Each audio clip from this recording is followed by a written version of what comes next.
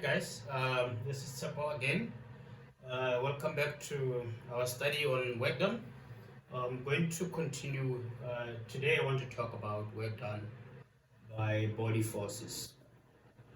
So before I go into this one, let me just recap and say so far we've been talking about work done as an integral of force dot some distance, dr, if the distance is a radius, right? Or dx if it's linear. That's right. So what I want to find now is just replace my f with some body force that is acting on my fluid, and I'll have my work done. Straightforward, almost similar thing like we did with the surface forces, and we can then integrate over the greater volume. So if I have a small volume in a control volume, so I have a control volume like this, I pick a small volume, elemental volume, right? So this particular volume has some mass dm, it has volume dv.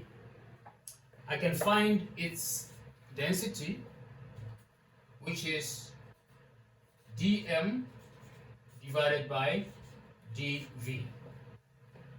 So because we're talking about incompressible flow, this density remains the same, right? We can take it to be a constant, right? Because I want to look at this this f here and see how to replace my f with something for this small mass. Calculate the body force, so that I can put it here. Now, the typical body force in fluids that affects fluid flow is gravity or gravitational force. But I want to use it as an illustration for this particular term that we are trying to calculate for the work done. Okay. So if I have F, force due to gravity is the same as mg. I can define small f, which is force per mass, right? Force divided by mass. If I do that here, my small f here for gravity, which is our force of interest in this case, my small f here becomes mg divided by m, or just g. You notice that small f for gravity is always going to be g, independent of what the mass is, because you are just dividing by the same thing. If it's 10 kg, the only thing you need to figure out was how much was the force of gravity. If it was 100 Newton divided by some mass, I get back to g, right? So now I have small f. I could take mg, put him here, multiply by dr, I have work done. But the problem is, I don't really know mg that well, m that well. So I want to replace it with something that I know, which is g, right? Which is a constant, right? Now, for me to be able to do this, it's clear that I can then replace my m here, because my force is mg, the m is dm, which is what I want to replace. dm from here is density multiplied by the volume, small volume. So I can take dm, my m is dm, which is rho dV. Multiply by the G, I have F. Put everything there, right? Let me do that so you can see what is happening. So my F is rho dV times G. This is my F. Take everything from here, I can put in there. But G, I just described G here as little f, which is F divided by M. Big F divided by M, right? This is the same as rho dV little f, or rho times F times dV. So arrange it properly in a nice way. So if I take everything from here, replace F with this, multiply by my distance, I have my work done. Now I'm going to rewrite everything in a nice way now. So work done equals rho, going back to the other flip chart, right? Little f dV,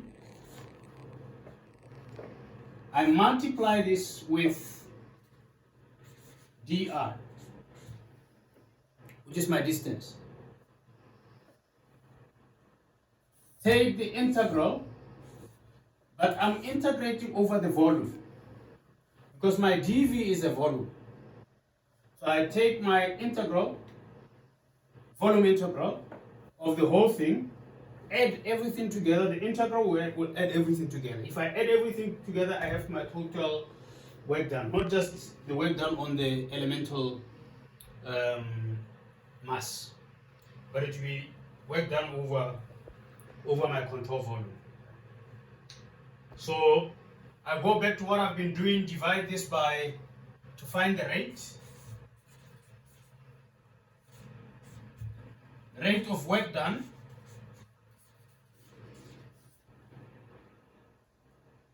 on my control volume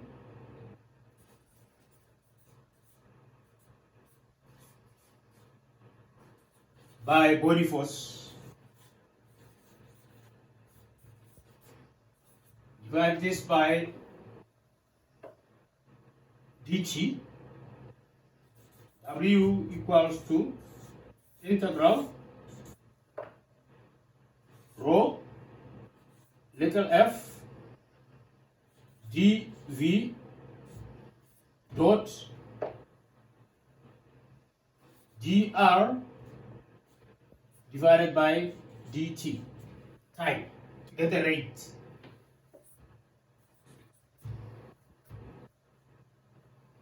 So this becomes, let me use our normal notation, rate of work done, W dot is the same as integral, volume, integral, rho little f dV dot velocity. Now this one is a different V. So this is velocity, this is volume. Volume, velocity.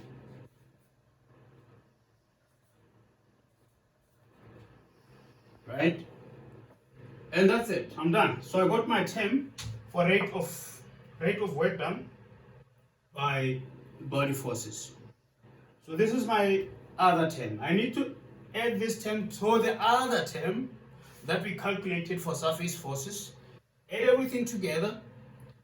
Add the term by viscous forces, and we'll have total work done by all the forces on a fluid. So the work done will be by surface forces, body forces, and the surface forces are two forces here: pressure force, viscous force, plus body forces. That gives me my total work done. And this takes us closer to where we want to go in terms of getting to the energy equation. I hope you like it. Let me stop at this point. We'll continue in the next video in our journey with the energy equation. I hope you like the video. If you like it, please subscribe or give it a thumbs up. Thank you.